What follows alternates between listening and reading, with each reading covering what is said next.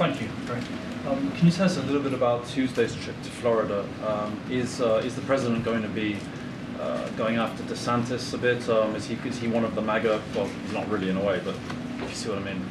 Is he part of the MAGA or the alternative MAGA scene that the president's going after?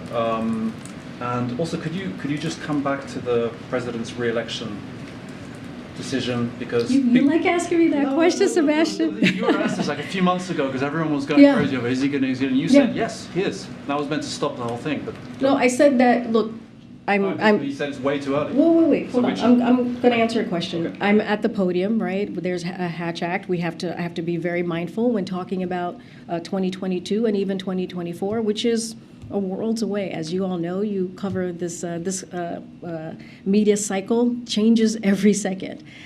So look, the president was clear even during that 60-minute interview, and I've been clear, he's been clear multiple times, that he intends to run. He said that. He said that in that same interview, that he intends to run. I have to be careful as I'm standing in front of you. Don't want to get more into that. But the president's goal right now, as we look at today, as we look at the next coming days, is to make sure that we continue to deliver for the American people. That is why we talk about the Inflation Reduction Act. That is why we talk about CHIPS Act. That is why we talk about bipartisan infrastructure legislation. And not just him. You hear it from the vice president. You hear it from his cabinet secretaries. It is so important to make sure that the American public understands what we have done here these past 19 months, and that's going to be our focus. As it relates to Florida and Governor DeSantis, look, I don't have anything to preview at this time on what the trip will look like. We will share more as we get closer to the day.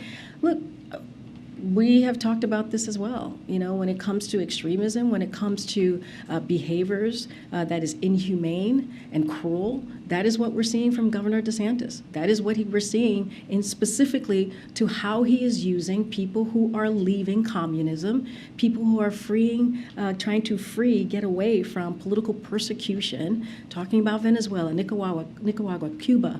They are fleeing those countries, and he is using families, children, and women as a political ploy, as a political stunt. We will continue to call that out, but as far as what that day will look like, we'll share more as we get closer.